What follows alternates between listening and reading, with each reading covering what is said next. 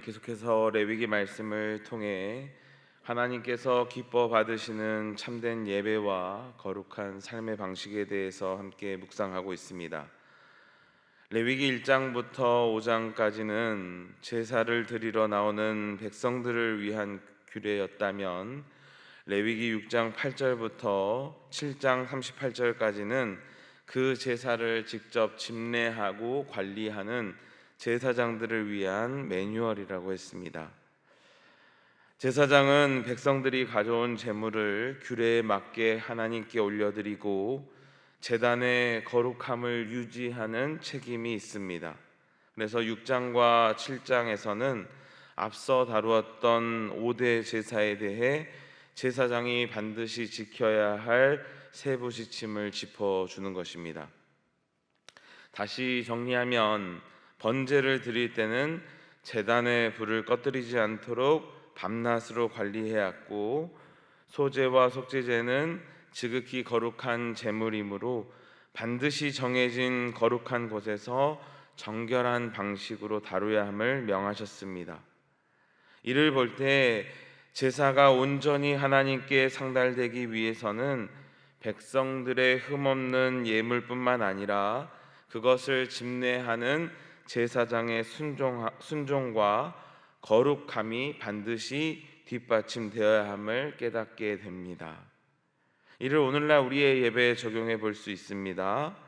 우리 각 사람은 가정과 또 직장과 사회에서의 제사장으로 부름받은 존재들입니다.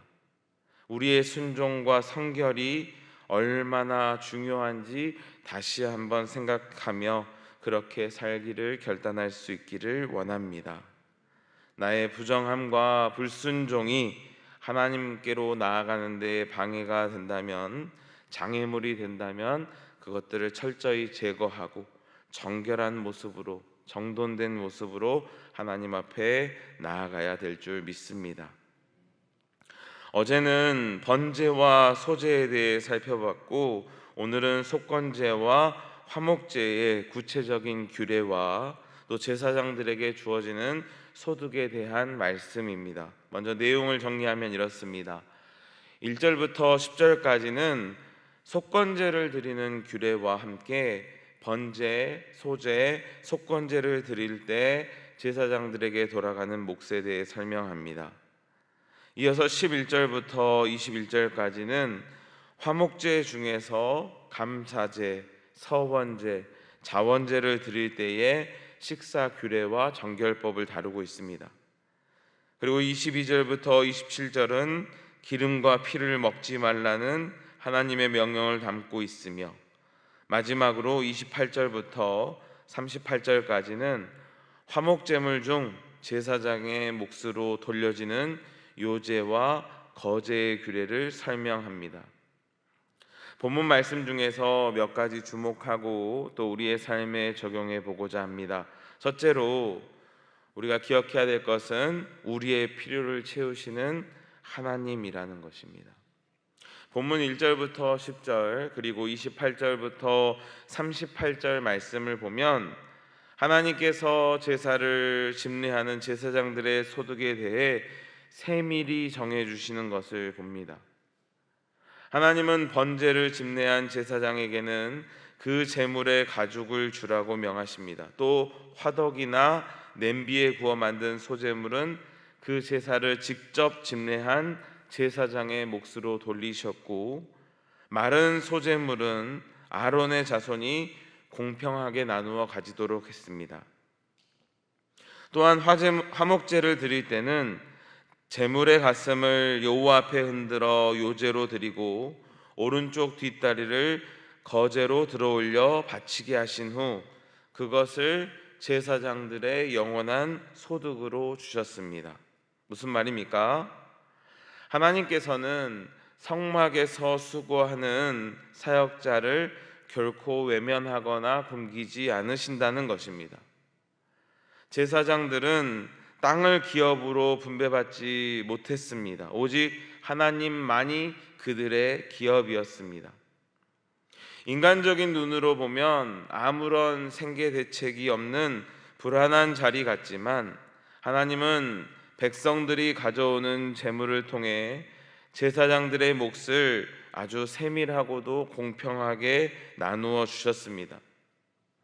자신의 배를 채우기 위해 견눈질할 필요 없이 오직 거룩한 직분을 수행하는 데에만 온 마음을 쏟으라는 하나님의 뜻이 담겨져 있습니다.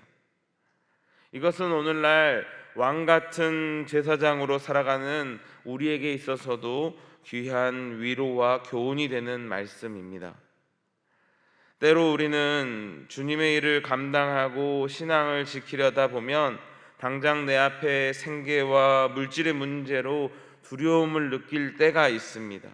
내가 이렇게 예배하고 봉사하는 데에만 시간을 쓰다가 뒤처지는 것은 아닐까 생각하며 불안해합니다.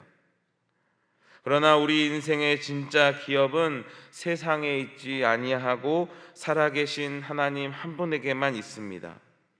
하나님께서는 주님의 영광을 위해 헌신하는 자들의 삶을 결코 모른 척하지 않으십니다. 주님을 예배하며 믿음을 지키려고 몸부림치는 저와 여러분의 일상과 가정의 필요를 친히 채워주시는 줄 믿으시기 바랍니다. 두 번째로 기억해야 될 것은 유교병의 은혜, 즉 일상의 감사입니다. 11절부터 이어지는 화목제의 감사제 규례를 보면 고기와 함께 드려야 하는 떡에 대한 독특한 규정이 나옵니다. 12절을 보면 기름 섞은 무교병을 드리라 하시고, 바로 이어서 13절을 보면 누룩을 넣은 유교병도 함께 예물로 드리라고 명하십니다. 여기서 조금 의아합니다. 왜냐하면 다른 모든 화제에는 죄와 부패를 뜻하는 누룩을 절대 넣지 못하게 하셨기 때문입니다. 그런데 화목제의 감사제물 식탁에서만큼은 유교병을 허락하셨습니다. 왜 그러셨을까요? 이 무교병은 이스라엘 백성들이 애굽에서 급히 빠져나올 때 먹었던 고난의 떡이자 하나님의 놀라운 구원의 상징의 떡이기도 합니다. 반면 누룩을 넣어 맛있게 부풀린 유교병은 이스라엘 백성들이 평상시에 집에서 구워 먹는 일상의 떡입니다. 즉 매일 차려지는 밥상을 의미합니다. 즉 하나님께서 무교병과 유교병을 함께 식탁에 올리라 하신 것은 우리의 감사가 단지 기적과 같은 특별한 구원의 은혜에만 머물러서는 안 된다는 의미입니다. 평범하고도 반복되는 우리의 일상생활, 매일 먹고 마시는 그 평범한 삶의 식탁 속에서도 하나님을 향한 감사가 터져 나와야 한다고 말씀해 주시는 것입니다. 우리는 기적처럼 병이 낫고 사업이 크게 번창하고 기도의 제목들마다 응답되는 것만이 감사의 제목이라고 생각합니다.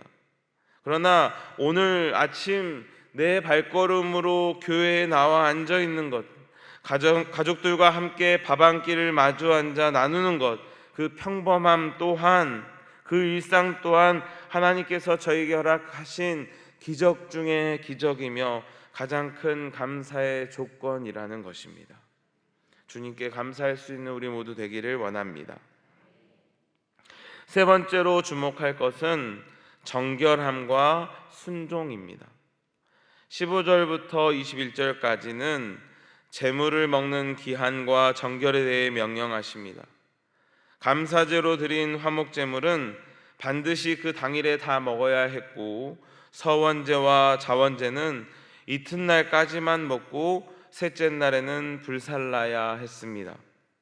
만약 셋째 날에 남은 고기가 아깝다고 먹어버리면 그 제사는 하나님께 가증한 것이 되고 도리어 죄를 짊어지는 것이라고 말씀하십니다. 또한 부정한 물건에 닿았거나 몸이 부정한 자가 거룩한 고기를 먹으면 이스라엘 백성 중에서 끊어질 것이라 말씀하셨습니다. 이는 아무리 하나님을 향한 감사와 기쁨의 제사를 드렸다 할지라도 내 편의대로 하나님의 뜻을 어겨서는 안 된다는 의미입니다. 예배의 생명은 순종과 정결에 있습니다.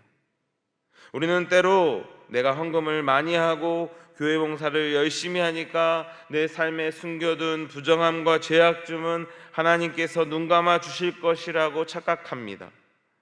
그러나 하나님께서 원하시는 것은 살찐 소가 아니라 하나님의 말씀 앞에 끝까지 순종하고 거룩함과 정결함을 지키는 삶입니다.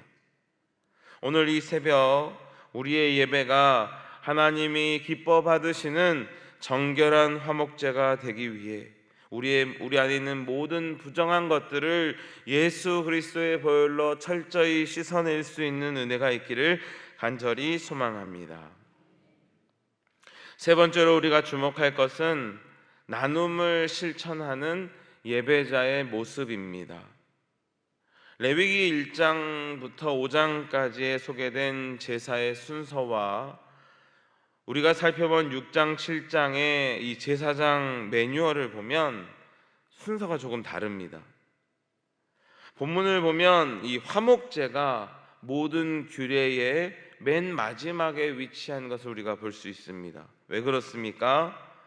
그것은 이 화목제가 모든 예배와 사명의 최종적인 정점이기 때문입니다. 번제는 온전한 헌신을, 소제는 감사의 삶을, 속죄제와 속건제는 죄의 문제를 다룹니다. 이 모든 과정이 중요하지만 하나님께서 이 제사의 결론으로 화목제를 배치하신 이유는 하나님과의 화해를 경험했다면 반드시 이웃과의 나눔으로 나아가야 된다고 말씀하시는 것입니다. 화목제는 나 혼자 먹고 끝내는 제사가 아닙니다. 셋째 날까지 남은 것은 불사를 하는 명령은 인간의 욕심을 꺾고 반드시 이웃과 나누라는 하나님의 뜻인 것입니다. 냉장고가 없던 광야 시절 고기를 그 짧은 기한 안에 다 먹으려면 반드시 이웃을 불러 잔치를 벌여야 합니다. 혹 불편한 사람까지도 불러야 되는 것입니다. 하나님께서는 우리에게 주어진 은혜를 다 독식하고 나의 창고에 쌓아두는 것을 결코 기뻐하지 않으십니다. 하나님께로부터 받은 용서와 은혜를 내 곁에 있는 지체들과 나누는 것, 그것이 제사의 완성인 것입니다. 오늘 우리가 드리는 예배도 마찬가지입니다. 성전 안에서 은혜 받고 화목해졌다면 이제는 성전 밖으로 나가 세상 속에서 그 사랑을 실천하고 나누는 화목의 삶을 만들어 가야 되는 것입니다. 예배의 완성은 결국 우리의 삶에서 이웃과 평화를 나누는 것으로 드러나야 되기 때문입니다. 우리는 교회 안에서만 예배자가 아니라 가정과 직장과 세상으로 보냄받은 왕같은 제사장들로서 오늘 말씀을 기억하실 수 있기를 원합니다. 그리고 이어서 우리에게 주어진 이 교훈들로 우리의 삶에 몇 가지 적용해 보기를 원합니다. 첫째로 내 삶의 염려를 내려놓고 나의 기업이 되시는 하나님을 신뢰하기를 원합니다. 우리가 세상 속에서 제사장답게 그리스도인답게 살려고 하면 때로는 남들보다 뒤처지는 것 같고 손해보는 것과 같습니다. 주일 성수하고 11조 드리고 정직하게 사업하다 보면 두려움이 오히려 엄습합니다. 그러나 제사장에게 요제와 거제를 영원한 소득으로 주신 하나님을 기억하길 원합니다. 이번 한 주간 물질의 두려움과 생계의 염려가 찾아올 때마다 이렇게 선포하시기 바랍니다. 나의 기업은 세상에 있지 아니하고 전능하신 하나님이시다. 하나님보다 세상을 더 의지했던 마음을 회개하고 내 필요를 가장 세밀히 채우시는 주님을 온전히 신뢰하며 사명에 집중할 수 있는 우리 모두 되기를 원합니다. 두 번째로 기적을 구하기 전에 먼저 유교병의 감사를 회복하기를 원합니다. 우리는 늘 내 삶에 기적이 일어나기만을 기도합니다. 홍해가 갈라지는 은혜만을 구합니다. 그러나 하나님은 평범하고 밋밋해 보이는 유교병의 일상 속에서도 감사하라 말씀하십니다. 오늘 집에 돌아가시면 곁에 있는 가족들의 얼굴을 보며 감사하십시오. 아침에 눈을 떠서 일터로 나갈 수 있는 건강을 주심에 감사하십시오. 비록 내 삶에 엄청난 기적이나 사건들은 없지만 오늘 하루 무탈하게 밥 한 끼 먹을 수 있는 이 일상이 바로 하나님께서 우리에게 허락하신 은혜요 기적인 줄 믿으시기 바랍니다. 불평과 원망이 쏟아질 때마다 내 삶의 평범한 이 유교병을 찾아서 감사로 제사를 드리는 복된 일상 되시기를 소망합니다. 세 번째로, 내 삶의 구석구석에 숨겨진 부정한 것들을 철저히 끊어내실 수 있기를 바랍니다. 화목제물을 셋째 날까지 남겨두거나 부정한 상태로 먹으면 그 제사는 가정한 것이 된다고 말씀합니다. 우리는 주일날 거룩한 옷을 입고 예배하지만 평일에는 세상의 부정한 것들과 너무나 쉽게 타협하며 사려고 합니다. 남을 헐뜯고 부정하고 거친 언어, 이기적인 욕망, 정결하지 못한 습관들이 여전히 내 삶에 남아있지는 않습니까? 예배의 성공은 이 안이 아니라 성전 문을 나설 때부터 시작되는 것입니다. 아무리 우리가 예물을 많이 드리고 봉사를 많이 한다 해도 내 삶이 부정하다면 하나님은 그 예배를 받으시지 않으십니다. 오늘 이 시간 내 안에 숨겨져 있는 부정한 습관과 타협했던 마음들을 예수 그리스도의 십자가의 보혈로 씻어내기를 소망합니다. 말씀 앞에서 주님이 명하신 규례를 철저히 지키는 거룩하고 정결한 예배자로 살아가는 우리 모두 되길 원합니다. 마지막, 나만의 은혜에 머물지 않고 나눔과 화목의 자리로 나아가시기 바랍니다. 앞서 말씀드린 대로 화목제의 고기는 냉장고에 쌓아두는 것이 아니라 이웃과 나누는 것이라 했습니다. 하나님께서 내게 주신 물질과 시간 그리고 나를 향한 그 크신 용서와 십자가의 은혜를 나 혼자만 움켜쥐서는 안 되는 것입니다. 여러분, 화목제 식탁에 초대해야 할 사람이 누구입니까? 오랫동안 미워하고 용서하지 못했던 가족입니까? 아니면 껄끄러운 직장 동료입니까? 육신적으로 영적으로 굶주려 있는 결핍한 이웃입니까? 내가 먼저 손 내밀고 내가 먼저 찾아가서 나의 것을 나누어 줄 수 있기를 원합니다. 꽉 쥔 손을 펴서 은혜를 나눌 때에 비로소 우리의 삶은 하나님께서 기뻐 받으시는 향기로운 예배가 될 줄 믿습니다. 말씀을 정리합니다. 본문의 말씀은 과거 이스라엘 백성들만의 율법이 아닙니다. 오늘날 왕같은 제사장으로 부름받은 우리가 하나님을 향해 그리고 세상을 향해 가져야 할 온전한 예배의 태도를 가르쳐 줍니다. 우리는 구약의 제사장들처럼 더 이상 짐승의 피를 흘릴 필요가 없습니다. 완전하고도 영원하신 화목제물 되신 예수 그리스도께서 십자가에서 자기 자신의 몸을 단번에 들이심으로 하나님과 우리 사이에 막힌 담을 허물어 주셨습니다.